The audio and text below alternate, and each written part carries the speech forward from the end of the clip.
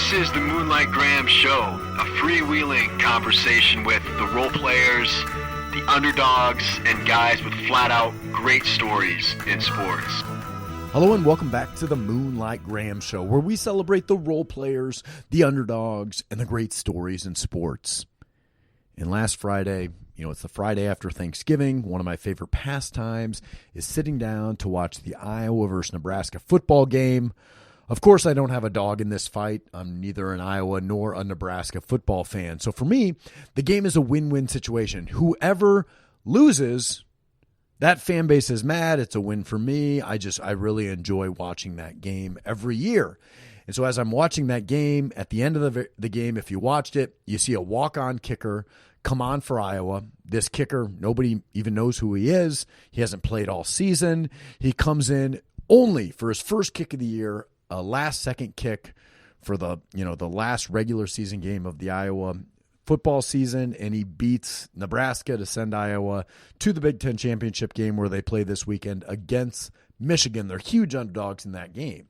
And as I'm watching this kind of walk-on underdog story unfold, it reminds me of a former Iowa walk-on kicker who also beat Nebraska on a last-second field goal, a guy by the name of Keith Duncan. And I actually happened to work with Keith Duncan in the same office, and I thought, whose better thoughts to get on the Iowa season, on that specific situation of a walk-on kicker coming on to beat Nebraska than Keith Duncan. So sat down with Keith to get his thoughts on the Iowa season, to get his prediction for the Iowa-Michigan game this weekend. And I always love talking about kickers because, they're the overlooked guy on the football team, but oftentimes they're the most important, especially when a close game comes down to it, and you got this walk-on guy who might weigh 150 pounds, where the entire fan base, the entire football team, their whole life is depending on this one guy.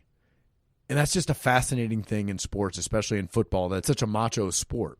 So I really enjoyed this conversation with Keith. We've had other kickers on the podcast before. We've had Nate Kading, we've had Billy Cundiff, and Keith Duncan is right in line with those same guys. So I think you guys are going to enjoy this episode too with Moonlighter Keith Duncan. Moonlighters, are you or someone you know moving down to Kansas City? Well, if you are, the one realtor that we trust and yet you need to be calling is the great Brian Samvig. As you well know, Brian Samvig is our producer here on the podcast, and there is not a better residential real estate advisor down in the Kansas City marketplace than Brian Samvig. Call Brian Samvig, shoot him a text. Hey, DM us on social media. We'll get you connected with Brian if you can't find him on all the socials, but he is there and he is active, and he is your Kansas City realtor, so give him a call. All right, Keith Duncan. I'm watching the Iowa-Nebraska football game on, Thanksgiving Friday. Iowa wins on a last-second field goal against Nebraska. And I'm not even a Hawkeye football fan. I actually hate Iowa. But I was reminded that I remembered a walk-off kick that you had against Nebraska. What is that feeling like to kick the game-winning kick, especially against like a heated rival like Nebraska? Right. I think, one, it feels great, and I think to set the stage a little bit more, Iowa has 4 rivals, and we play for trophies with 4 teams every single year, those being Minnesota, Wisconsin, Iowa State, as you know, and Nebraska. So as much as you say every game is the same, we all always want to win those 4 trophies. Each person in that locker room has their own personal vendetta, and for whatever team it is. The Iowa guys typically want to beat Iowa State more. We have some northern guys on the team that want to beat up on Wisconsin. Minnesota's kind of just out there because of PJ Fleck. And then we have the Nebraska haters as well. That is me. Hold on. I want to stop you right there. Yes. Because it's not just because of PJ Fleck. Like the Floyd of Rosedale right. was their original trophy. The original. I would say that is more directed towards maybe some of the older fans. I'll say for the guys in the locker room, at least when I was there, we didn't really have the appreciation of the hatred like Minnesota fans do for Iowa. Right. As they always chant, we hate Iowa, or who hates Iowa, we hate Iowa, even if they're playing someone else. So even though it was a while back, we want to hit on the rivalries as much as possible. One, because it just adds one more fun to the game and there's more motivation. But yes, Floyd of Rosedale, that story is told every single year before we play Minnesota, that Good. we originally played for a pig. Minnesota won, and then they essentially took the pig from us, ate the pig, etc. What's funny about that game is now every time that we beat Minnesota, which has been every single year, we got cheated out of our game this year, we are presented with a prize pig the following afternoon for lunch. So they have a little apple with a Minnesota logo in it, and we eat the pig. So in a way, we still have that sort of rivalry, but of course we have the trophy of the Floyd of Rosedale as well. Yeah, so the Nebraska one, Right. you know, you're I guess going back on this, you're not an Iowan, a native Iowan. Correct. Born in North Carolina, grew up in Texas. So born in Texas. other way Lived there around. for about 12 years, and then moved to North Carolina. I was one of those individuals that thought Iowa and Idaho were essentially the same state. Corn, potatoes, I know it's somewhere in that area. So which one of these rivalries resonated the most or was the quickest to resonate with you as a non-Iowan? Iowa State. And I'll say that because I'm from North Carolina, and their rivalries are all in-state. We also played Iowa State earlier on in the year. So when we showed up, I think my freshman year, they came to Kinnick. We beat up on them pretty bad, but then the next year was close in the overtime games.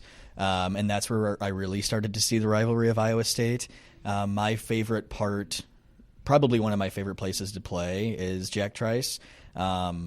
When we walk out onto the field from what would have been, I think, they built up on it with their new home locker room.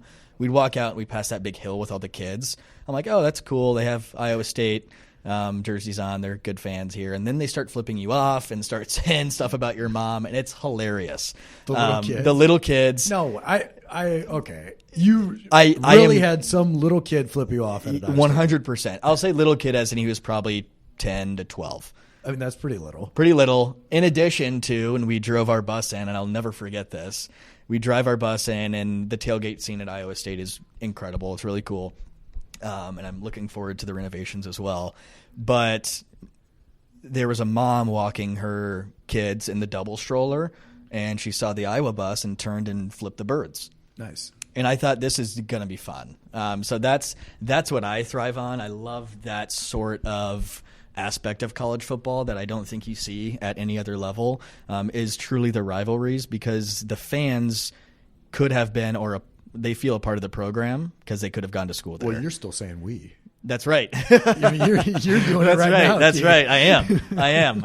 Yes. Yes. So I do still feel a part of the program, but the rivalry between Iowa State, I think, should go on until the end of time. I love it.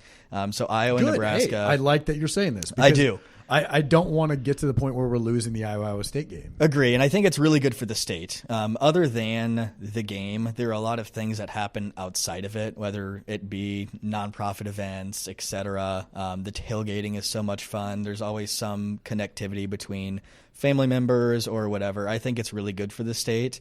I also enjoy playing UNI, but I would prefer playing Iowa State every single year. So going back to the Iowa-Nebraska game. Correct. Right. I guess I want to get the famous Keith Duncan kick. It's famous to some people, Yep. I guess. It's famous to us. Yeah. So what do you remember about that play, and what's it like to stand over that kick knowing that it's all on you? Yeah, I think the big part of where nerves come from, and I talk about this with kids that I train now, is the build up to the kick. Not just the 2 minutes before the kick, it's what goes on during the game. So specifically for the Nebraska game, we were crushing them in the first half. I think it was 24-3 when we went into halftime. I may be wrong on that. And it was one of those games where we just felt like we had the control. Then we came out in second half, threw a pick six. They busted us up on a couple of plays, and then all of a sudden it was tied. So it was one of those games where it feels weird. I'm like, we're going to win this game, but the score's tied.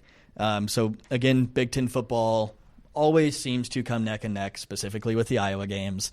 So then it leads up to the kick. And with this being a tied game, and later on in the season, I felt a little bit more comfortable than if it were to be an earlier on in the game's season. But it was one of those where, and I've been in a situation similar to it, where you walk out onto the field, and as a kicker, you don't have much time on the field.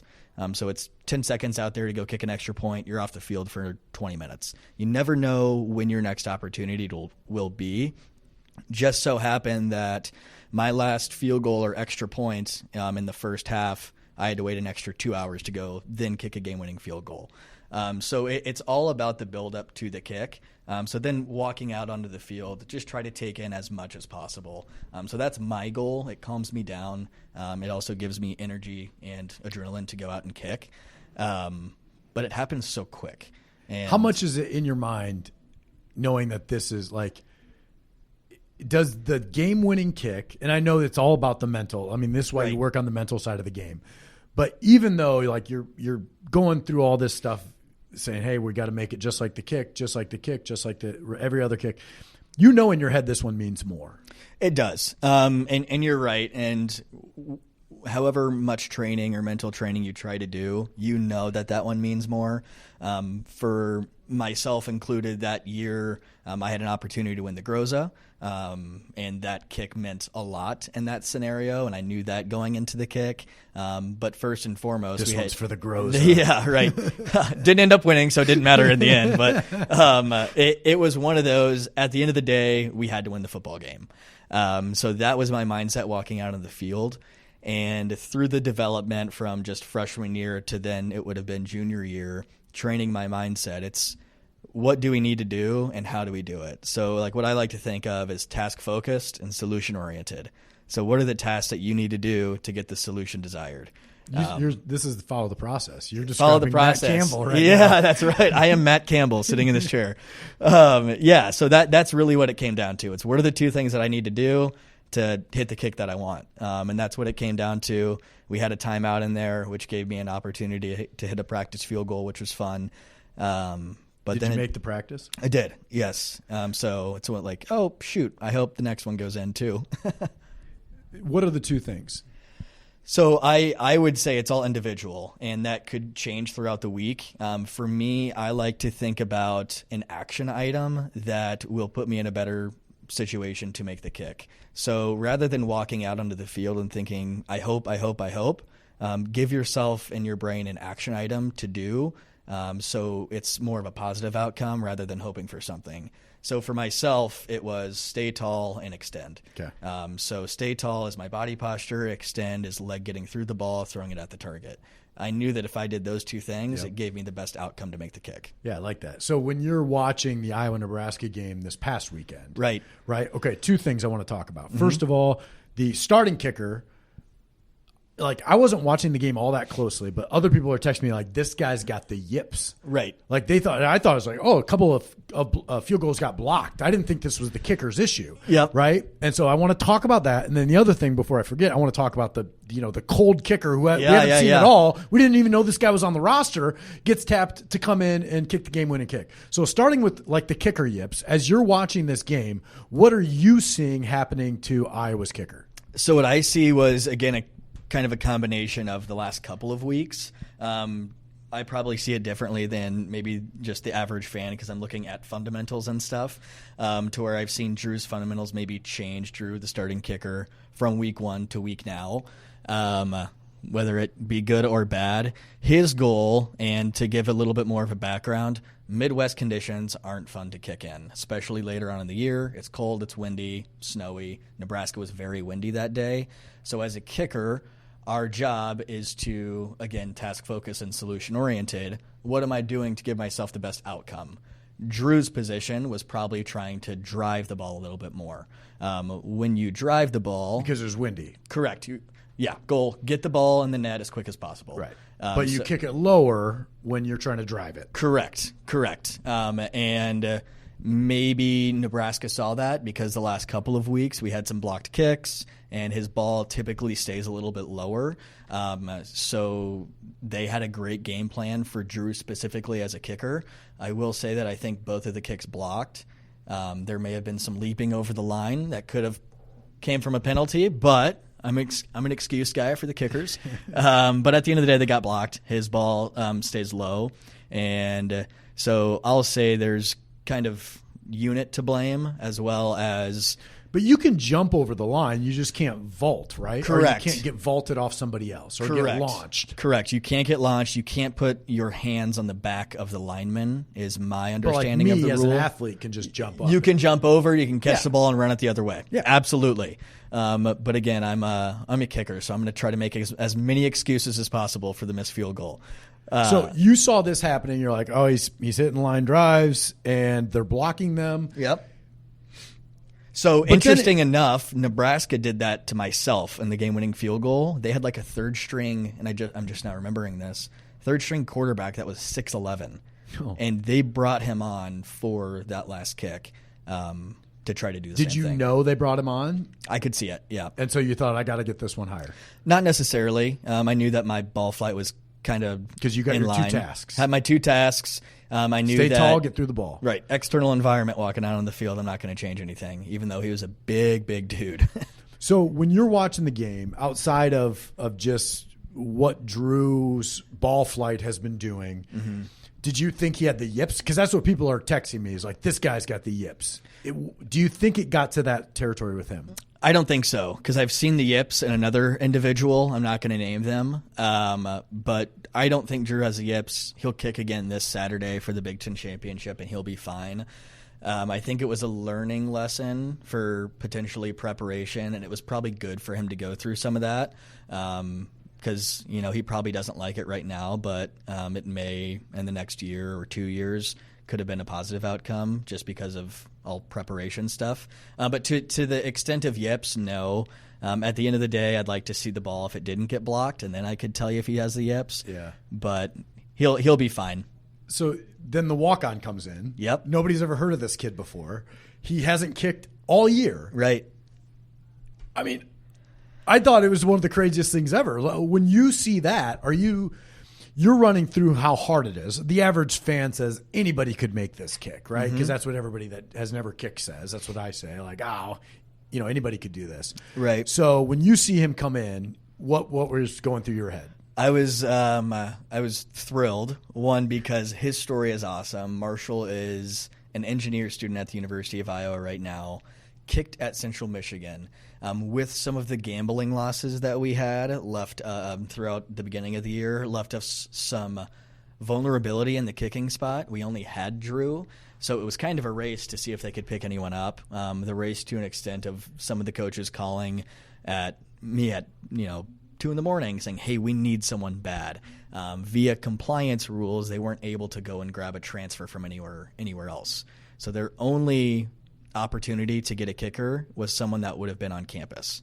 Luckily enough for the Hawks, Marshall was on campus, and he had kicking background, was at Central Michigan, and he was the quote-unquote emergency guy. And they called you.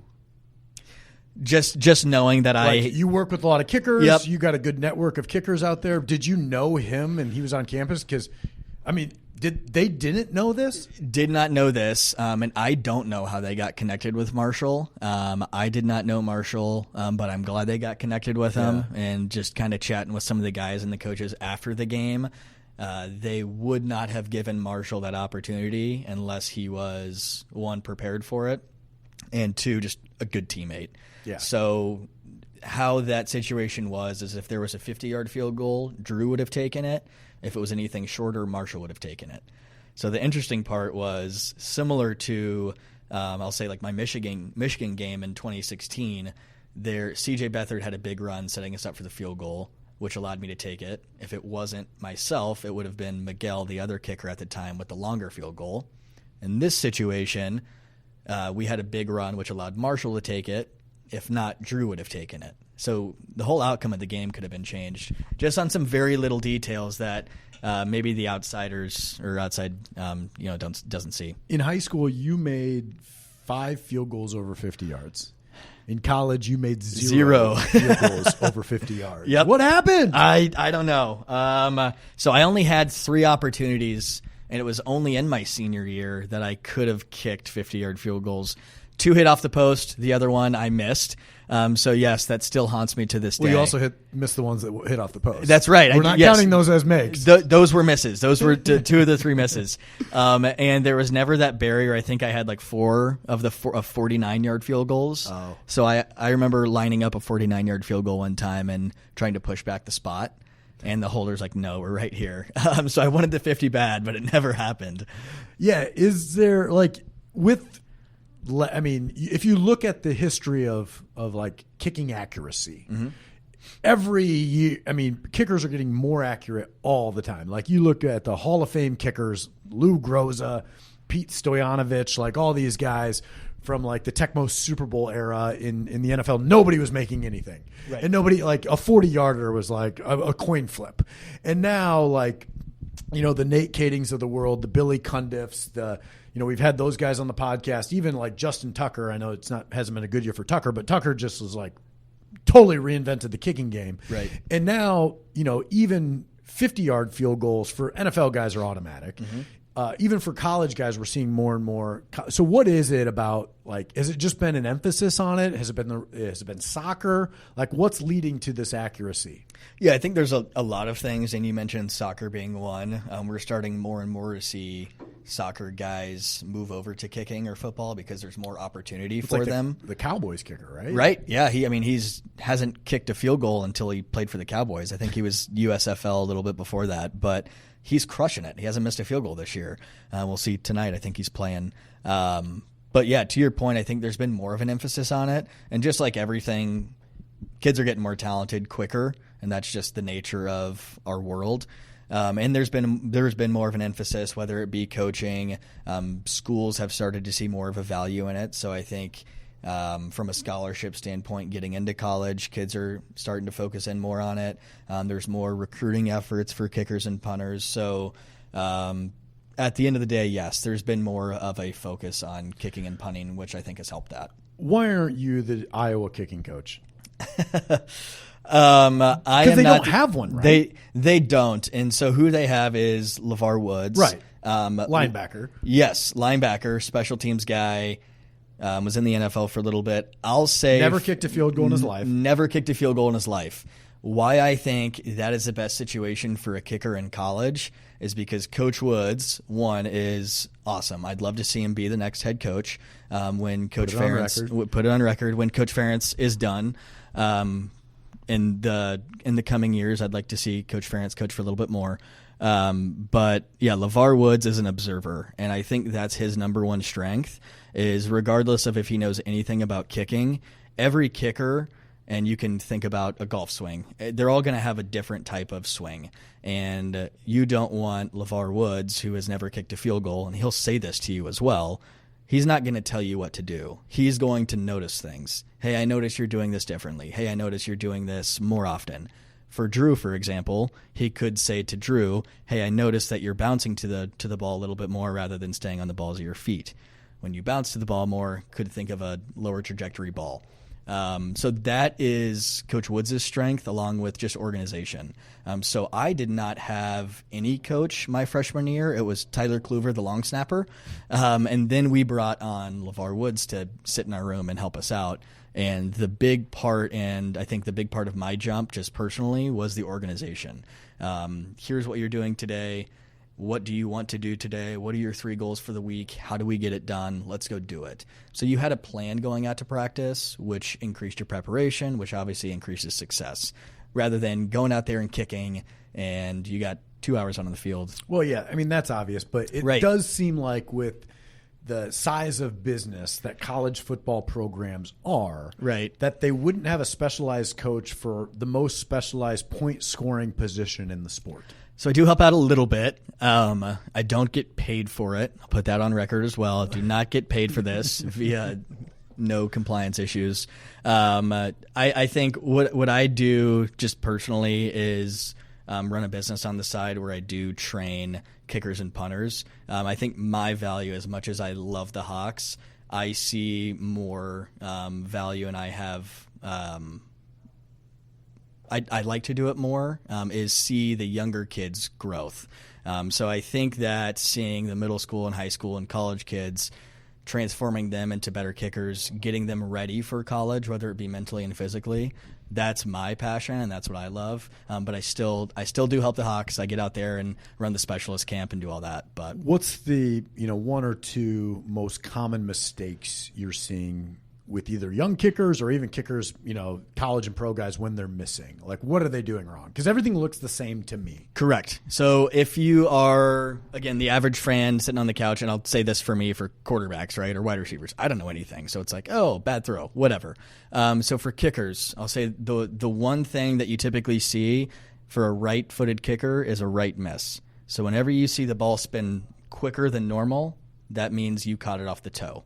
Similar to golf, you'll see that slice. Kicking, you'll see it spin really quickly, and it'll go out to the right and end up short. That happens when your right side of the body stays open rather than closing. Without getting into too far in depth of the kicking portion. Similar to golf swing. Similar to golf. Pitching Very, baseball. Correct. Correct. Staying open. To simply put, staying open on your right side, which could cause you to swing across, which is where the left miss comes in. Yeah. So simply put, if you see a really fast spinning ball, it's a miss hit. Our goal as kickers, we know miss hits will happen just like golf. Our goal is how do we make those miss hits still makeable? And that's where you see the NFL guys make a difference and make a jump. Because all 32 NFL Their kickers, misses are minimal. Yeah. Their misses are still inside the right post. Right. Or still inside the left post. Because those guys aren't... Aim small, miss small. Right. Absolutely. Yeah, so... Okay, so... How much of kicking is mental, though? Because you see this with guys, right? And, Vanderjack. Mike Vanderjack was a great example of this, right?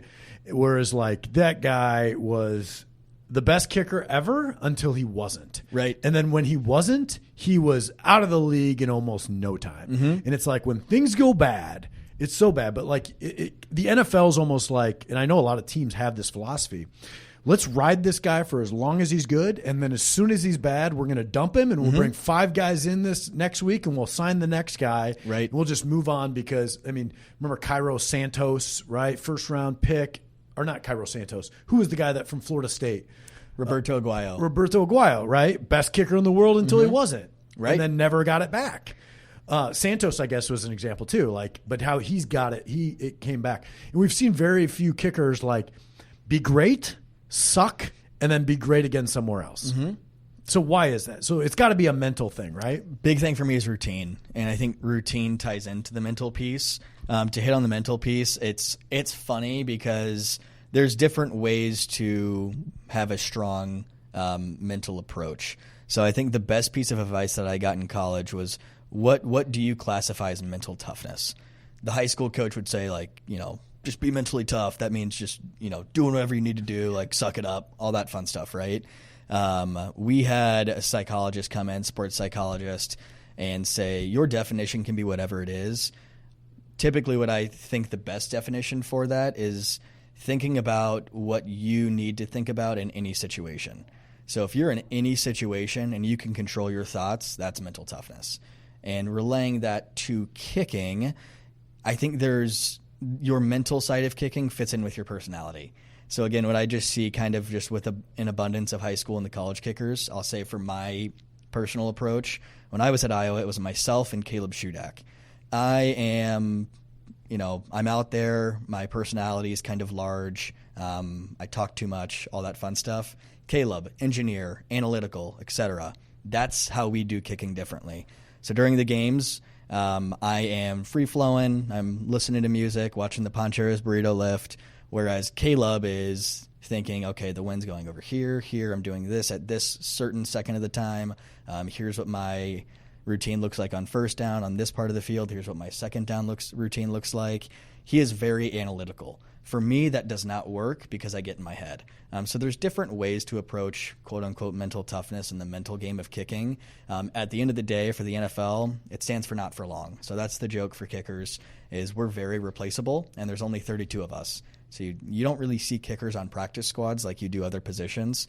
So the NFL, not for long, is the joke. I think Kading said it as well too. So yeah, you know that every single game that you step on the field, you have to show up, because if you have a bad game, it's really easy to boot you out because you're not understanding a playbook. It's a very similar process no matter what team you're on. As I was thinking about that, you lost the job. Yes. Like you had the job in 16 and then didn't kick again until 19. Mm-hmm. So what was that like? I mean, kicker's kind of a boring job anyway. Right. You're only out there maybe 5, 6, 7 times a game at the most. Mm-hmm. What's it like being a backup? A backup's got to be the boringest job in the world. Right. And again, you're absolutely right. And I think that's where, again, you say, quote unquote, the average fan just doesn't think about things. They think, oh, they're playing football there. There's so many other things that we do outside of football that impacts performance. So again, freshman year starter, had a successful season, and then got beat out by Miguel. Miguel crushed it in summer ball. I understood it was the directions that I could have taken were succeed and push on or transfer and find somewhere else. Yeah. But that wasn't my mindset. In addition to that, I was an out-of-state walk-on, so I was paying out-of-state tuition for 3 years when I was at Iowa. So that added on to the mental side of things too, along with going to class and say, hey, why aren't you kicking this week? That's not fun. Yeah. So there's a lot of things just outside of the complex that I think people don't necessarily see. Yeah, most people would have quit, transferred, something else. Right, and I'm not saying I am, the mentally strongest or whatever. I definitely went through it. It sucked. It's not fun. That was my first time ever really in sports not participating during the season, whether it been soccer when I was 5 all the way up to high school football to baseball, all that fun stuff. That was my first time truly in a backup role, and it was a very, very good learning lesson. And it was something that I think was necessary for me to go through. And I have conversations now with Coach Ferentz and LeVar Woods. I don't think you would have had your junior or senior year if you wouldn't have gone through that. And I completely agree. And I think the good thing about Iowa is it's very team-oriented. So, again, Miguel beat me out. It was cheer for Miguel because that's the right thing for the team to do. So taking that approach allowed me to invest more in the Iowa Hawkeyes as well. Listen to you. Yeah, it was good. It was good stuff. So that's why I'm so passionate about the Hawks now. Yeah. We, right? That's right. We are here. Big Saturday. Speaking of Big Saturday. That's right. What's your prediction? We're going to have to make it gritty. I wish it was outside, but it's in the dome. I wish it was raining, cold, and windy. Do they stand a chance? Where we stand a chance is obviously the defensive side of the game. No kidding, right? Yeah. It's going to be a field position battle. So I really, really hope that we elect to, if we win the coin flip, we have to get on defense first. So what happened 2 years ago is we kept it close for the first quarter. We missed a field goal, and then it was game over. So they score, and it was the floodgates were open. And as we saw in the Penn State game this year, that was truly the only game where we just weren't competitive. Michigan's offense does a great job of getting the ball out quick, and our defense is built for not giving up big plays. That's fine, but even if they are to get first downs, then it becomes a field position game, and we can't lose that. We have gotten very fortunate, I'll say, this year, and just coming out in front of those close games, which I think is a testament to just how we play football. And I think I heard it the other day, is we have to play complementary football. And that doesn't necessarily mean like the offense has to do their part and the defense has to do their part, but it's what are the Iowa Hawkeyes best at, and we need to do that. So it's obviously great defense, great special teams. Even if our offense isn't crushing it that day, right. Don't turn the ball over. Don't turn the ball over. Get some first downs. Can't turn the ball over. Flip the field. That's Iowa complementary football. Yeah. Absolutely right. So that's what we need to do, and we'll see. We'll see what happens. I won't pressure you into a prediction. I'm not going to bet money line on the Hawks. I'll tell you that much. Last question I got for you. Yeah. As a kicker, it's always one of my personal favorite things is like when you've got this breakaway kickoff return, right? And the only guy left is the kicker back there, right? I guess it's a 2-part question. Number one, have you ever been the only guy and saved the touchdown? To answer that, yes, but in high school. Okay. So the guys were not large or fast by any means, so I was able to... You were like a better athlete than the guy returning? Yeah, it's like, worst comes to worst, I'll slide tackle him or something. I don't know. But not in college. I didn't kick off in college. Oh, you thank didn't? goodness. No. Well, then did you ever get rocked? Like, did you ever just take a huge shot if you didn't? I never took a huge shot. I got hit a couple times. I've got a funny little thing. So... my first time I got hit was a flag for us. Nate Gary for Nebraska. Oh, yeah. Pushed me over. I flopped like crazy. He played in the NFL. He did. Eagles, yeah. He had a couple of big penalties in some Hawkeye games, too. Yes, he did. And he was kind of known for that, too. Yeah. So, again, another just, screw Nebraska, haha. But that was one of the ones I got hit on. So he got you. How did he get you if you weren't kicking off? Like what? It was a field goal, and he just pushed me over after the kick. First down Hawks. No way. Yeah. Did you make it? Made it, too. Okay. Yeah. So I was like, can we not accept this penalty so I you can needed take that the for field the goal? Groza. That's right. This was freshman year. But yeah. Oh, shoot. What was I talking about? Getting hit. Yes, that's what it was. So 2019, my junior year, my most interesting stat playing at Iowa is I was the first ever player to be in the medical tent. Oh. So very embarrassing story to have a kicker be in the medical tent.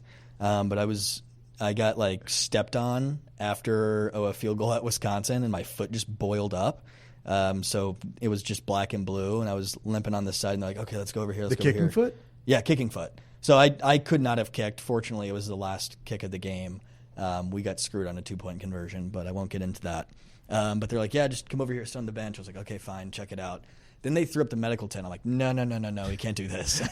Not a good look. We don't want, of course, the kicker stuff going on. Like, let a linebacker come in here. But I was the first ever one to be in the medical tent at Iowa. So if you get stepped, how often does your foot get stepped on? Is that something that kickers talk about a lot? Like, hey, make sure you don't get stepped on. Like I would never have thought about this, but as a kicker, like you got to protect your feet. Yeah, I mean, it happens on accident. There are also teams out there that do it on purpose. Like who? Like Nebraska. Not surprised. We had, this is a funny one. Illinois tried to do it, but that's just because I knew the guy. We have his twin brother played for Iowa. It was during COVID. Big Bears fan. I would kick a field goal and say, like, hey, like, Mike, the Bears suck. And it was quiet in the stadium, so we were running off on the field. Big Chicago guy, like, Chicago. So the next field goal I made, and he was running off, and he tried to stomp on my foot. But Nebraska would try to do that. Yeah. Fun stuff. Well, Keith, thanks for coming on the pod. Yeah. We're recording. We work together. We didn't even say right. this. We work together. So we're recording this in the office right now. After company time, though, so everybody else is gone right now. So I appreciate you coming on the Moonlight Graham Show. Always love to hear the perspective of the kickers. I don't think it's all that dissimilar from like kicking, golfing, pitching. Like I think there's commonality.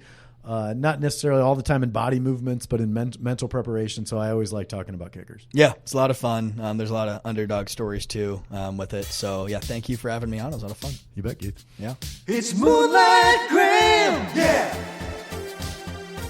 It's a pretty good program. Broadcasting to the heartland. Sports stories for the everyman. It's Moonlight Graham, yeah. Please follow us on Instagram. You're loving us on Twitter too. You download every pod we do. It's Moonlight Graham.